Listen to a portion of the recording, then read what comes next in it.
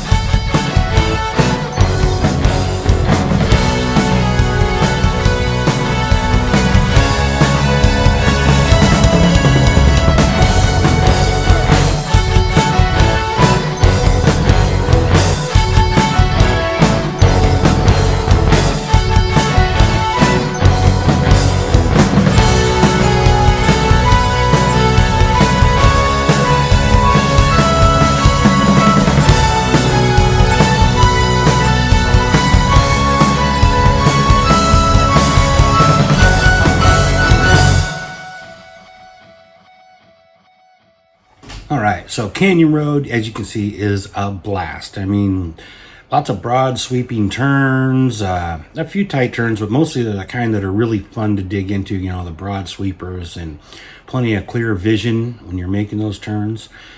Not bad on traffic on this road. If you go the right time of day or night, there's a few places where you can light it up a little bit. So this is a highly recommended ride. I think it's about 38 miles, 31 to 38 miles between Yakima and Ellensburg.